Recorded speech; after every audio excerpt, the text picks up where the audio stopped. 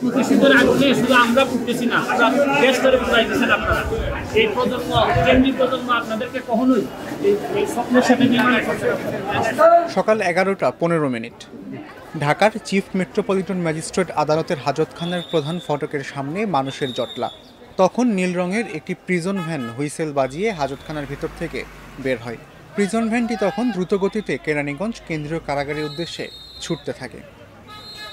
গাড়িটি যখন সিএমএম আদালতের প্রধান ফটকের সামনে, তখন প্রিজন ভ্যানের ভিতরে দাঁড়িয়ে থাকা সাবেক সংসদ সদস্য সৈয়দ সায়েদুল হক সুমনের দেখা মেলে।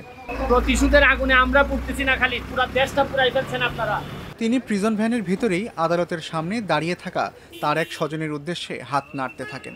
তখন প্রিজন ভ্যানের ভিতরে আরও দেখা যায় জাতীয় সমাজতান্ত্রিক দলের সভাপতি হাসানুল হক ইনু দাঁড়িয়ে আছেন।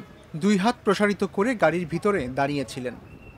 হাসানুল হক ইনু তখন আদালত চত্বরে দাঁড়িয়ে থাকা তার আইনজীবী ও স্বজনদের প্রিজন ভ্যানের ছোট্ট লোহার ফাঁক দিয়ে দেখতে থাকেন।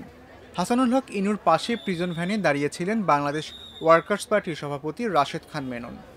তিনিও আদালতের সামনে দাঁড়িয়ে থাকা তার স্বজনদের প্রিজন ভ্যানের লোহার ফাঁক দিয়ে দেখতে থাকেন। প্রিজন ভ্যানটি যখন সিএমএম আদালতে প্রবেশের প্রধান ফটক পেরিয়ে পুরনো ঢাকার রায়সাহেব বাজার সড়কে আসে, তখন দেখা যায় সাবেক আইনমন্ত্রী আনিসুল হক ভ্যানের ভিতর চুপ করে এক কোণায় বসে আছেন। তার পাশে আছেন ঢাকার উত্তর সিটি কর্পোরেশনের সাবেক মেয়র আতিকুল ইসলাম। আনিসুল ও আতিকুল দুজনে কেউ কোনো কথা বলছেন না। প্রিজন ভ্যানের ভিতরে দাঁড়িয়ে আছেন আওয়ামী লীগের সাবেক দপ্তর সম্পাদক ও সাবেক সংসদ সদস্য আব্দুস সোবাহান গোলাপ। তিনি পরেছিলেন সাদা রঙের পায়জামা ও পাঞ্জাবি। আব্দুস সোবাহান গোলাপের পাশে বিমর্ষ অবস্থায় দাঁড়িয়েছিলেন হাসানুল হক ইনু। তিনি প্রিজন ভ্যানের লোহার ফাঁক দিয়ে বাইরের দিকে তাকিয়েছিলেন।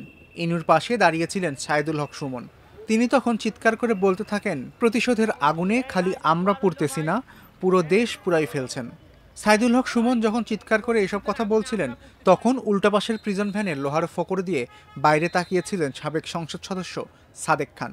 প্রিজন ভ্যানটি তখন দ্রুতগতিতে রায় সাহেব বাজার মোড় হয়ে নয়াবাজারের দিকে ছুটতে থাকে। সকাল 10টার দিকে তাদের হাজতখানার ভিতর থেকে বের করে ঢাকার আদালত কক্ষে নেওয়া হয়। সায়েদুল হক সুমনকে যখন আদালত কক্ষে নেওয়া হচ্ছিল, তখন সংবাদকর্মীদের উদ্দেশ্যে তিনি বলতে থাকেন, প্রতিশোধের আগুনে শুধু আমরা পুড়তেছি না, দেশ ধরে পুড়াইতেছেন আপনারা।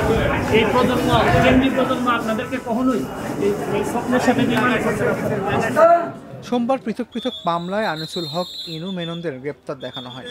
হাসানুল হক ইনু, রাশেদ খান মেনন, আনিসুল হক, সালমান রহমান এবং ব্যারিস্টার সুমন আরও অনেকেই বিজ্ঞ আদালতে শুনানি দেখানোর জন্য আইসব প্রার্থনা করেন। বিজ্ঞ আদালত শুনানি মঞ্জুর করে জেলহাজত করেন।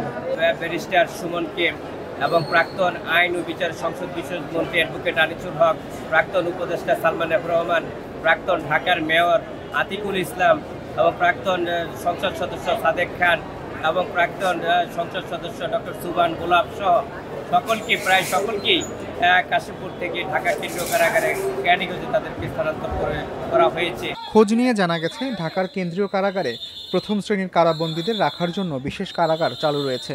কাশিমপুর সহ অন্য কারাগারে থাকা আসামিদের কেরানীগঞ্জ কারাগারে রাখা হয়েছে।